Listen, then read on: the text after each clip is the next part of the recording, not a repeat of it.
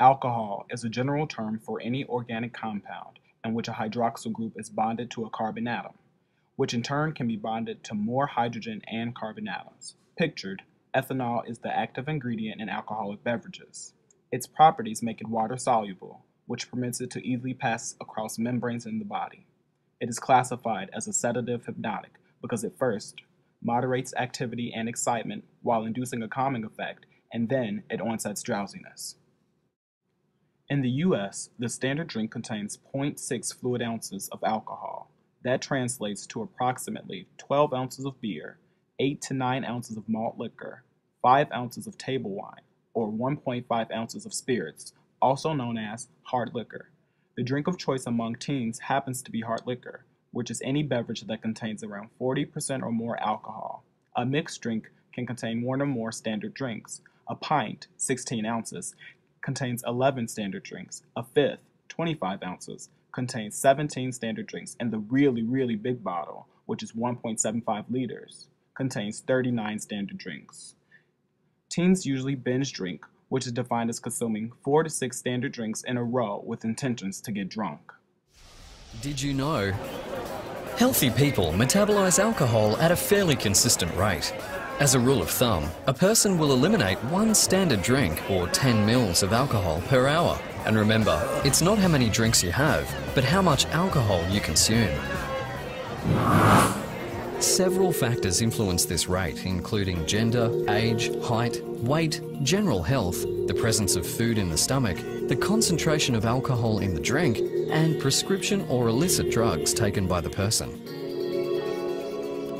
It's the blood alcohol concentration, or BAC, which is the key to why we are affected by alcohol. Basically, your blood alcohol concentration is the relationship between the total amount of alcohol in your system divided by total body water, because alcohol is dissolved and diluted in water. So that's also why drinking lots of water with any alcohol consumption is a really good thing. The BAC and the effects of alcohol go up when the body is taking in alcohol faster than it can metabolize it.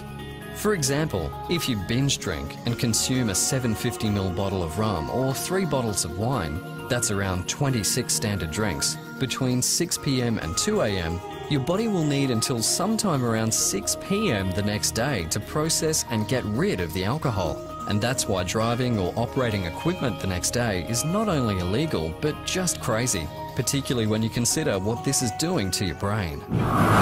Let me explain. Alcohol enters the body and ends up in the stomach, at which point about 20% is absorbed immediately, and the other 80% is absorbed in the small intestine. The heart then pumps the absorbed alcohol to every part of the body, including the central nervous system, which consists of the brain and spinal cord, and it gets to the brain really fast. So that's why even after just 1 drink you can feel lightheaded or relaxed. Alcohol acts primarily on the nerve cells within the brain and interferes with communication between nerve cells and all other cells, slowing everything down. And that's why when we drink even a little, we experience the effects of alcohol on our emotions, judgment, balance, memory, speech, and anger levels, just to name a few. Did you know that your brain is still developing until you're around 20 to 25? So we need to be really careful because alcohol can do some irreversible damage to various parts of our brains. Crazy, right? Pictured is a general chart that relates the amount of ethanol consumed within an hour to blood alcohol concentration, functions that are affected, and physical state.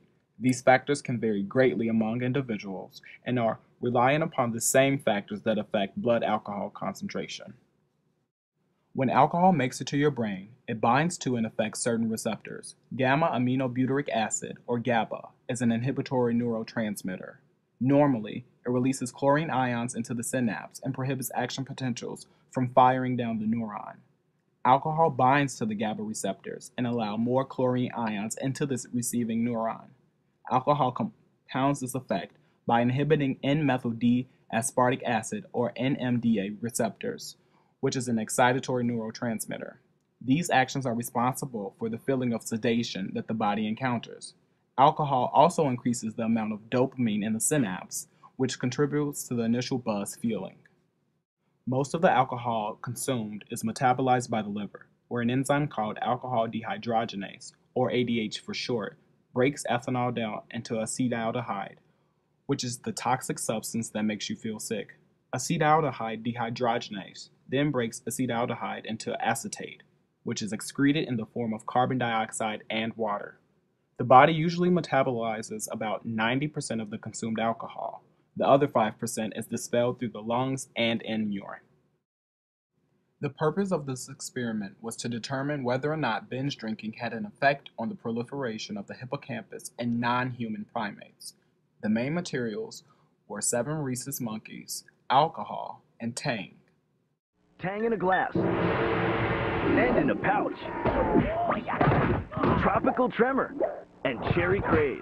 Without the pits. Tang, it's a kick in a glass. Whoa! And in a pouch. They initially concocted a mixture in a measurable bottle which contained tap water, 6% Tang, and 1% alcohol, and allowed the monkeys to self-administer for 1 hour, in which no other food or drink was available. They made sure to keep track of how much the monkeys had consumed. They led 200 of these alcohol sessions over 11 months and gradually increased the alcohol concentration to 6%. There are 2 groups, an alcohol group and a control group. Every step for each group was identical, except the control group was not administered alcohol after the 40-session initiation period. They then recorded the blood alcohol levels of the monkeys by tranquilizing them with ketamine, then drawing and analyzing their blood. After 2 months of abstinence from alcohol, scientists euthanized the monkeys and carefully extracted and sectioned their brains. After freezing the brains to negative 80 degrees Celsius and transporting them to a lab on dry ice, they thawed them and used fluoro-JC and granule cell staining to calculate the amount of depleted brain cells, as well as the reduced number of hippocampal granule cells, or neurons. Pictured are microscopic photos of the granule cell stain, pictures B, C, D, and E, and fluoro-JC staining, picture F, from the actual experiment. The arrowheads point to immature brain cells. The staining revealed that although the hippocampal granule cell count was unchanged in comparison to the control group, there was a significant drop in cells that are involved with cell and brain tissue proliferation.